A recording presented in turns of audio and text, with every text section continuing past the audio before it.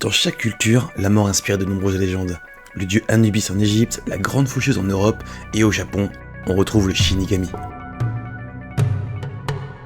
Ce mythe a traversé les âges et est encore fortement représenté dans la culture nippone d'aujourd'hui. Tous les fans de manga en ont entendu parler au moins une fois.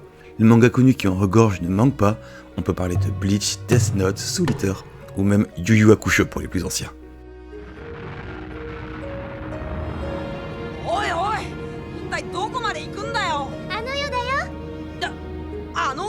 Je vous propose de nous plonger dans d'anciennes légendes d'Asie pour découvrir ensemble les origines de la création du mythe du Shinigami.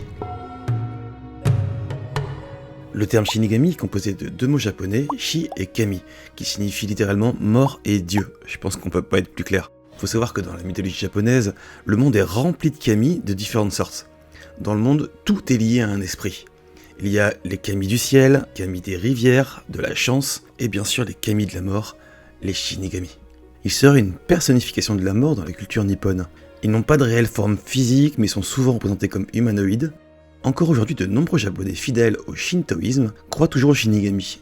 Bien sûr, le Japon moderne est une nation plutôt laïque, mais les japonais aiment honorer leurs traditions. Donc le Shinigami fait toujours partie de leur culture, telle la faucheuse dans le monde occidental. Les Shinigami les plus célèbres. La déesse Izanami est l'un des deux kami qui ont présidé la création du monde.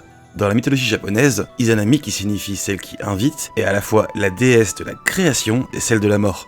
On comprend pourquoi elle est parfois considérée tel un Shinigami. Et il en est de même pour Yama, dieu de la mort et des enfers dans le bouddhisme. Visitons un peu le Japon pour découvrir d'autres mythes et légendes de Shinigami. Dans la province d'Okayama, lors du festival du Haku no Higan et du Aki no Higan, on dit que l'on peut être possédé par un Shinigami en visitant les tombes des ancêtres. Sur l'île de Kyushu, on raconte qu'il faut manger du riz ou boire une tasse de thé avant d'aller se coucher, afin de repousser les Shinigami qui passeraient par-dessus votre chambre la nuit. La plus célèbre est celle du tunnel de Shirogane à Tokyo. Il s'y trouverait le passage entre les mondes des vivants et celui des morts. Certaines personnes auraient vu des visages hurlants de terreur sur les piliers du tunnel. Et enfin, dans la préfecture de Shizuoka, la légende prétend que des humains auraient déjà été possédés par un Shinigami qui les aurait condamnés à errer dans les lieux maudits. Certaines légendes racontent que les Shinigami sont des réincarnations des âmes des suicidés. Ayant pour devoir de redescendre sur Terre, ils auraient une apparence humaine avec une paire d'ailes telles nos anges et peuvent décider d'être vus ou non par les humains. Ils ne posséderaient aucun souvenir de leur vie d'avant, hormis la façon dont ils se sont donné la mort.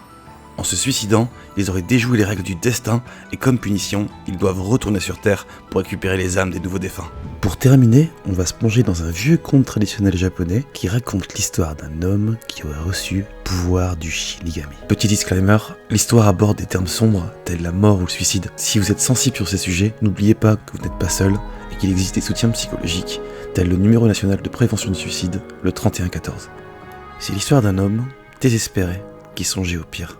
Juste avant qu'il ne fasse l'irréparable, un esprit de la mort lui apparut et lui dit ceci. Ce n'est pas ton heure, car les vies se mesurent en bougies qui brûlent et la tienne n'est pas encore brûlée. Le Shinigami alla plus loin en lui révélant un secret, les mots magiques qui permettent d'éloigner les esprits des morts.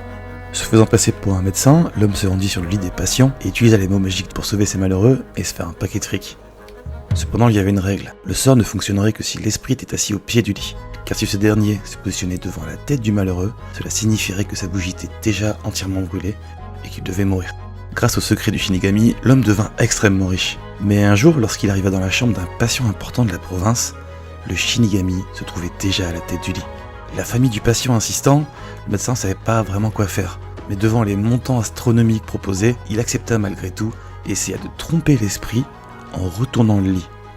En tentant de se jouer d'un Shinigami sans suivre les règles, l'homme brûla le reste de sa propre bougie et mourra sur place. Les mythes autour des Shinigami ont été populaires tout au long de l'histoire, et il semble probable qu'ils le resteront.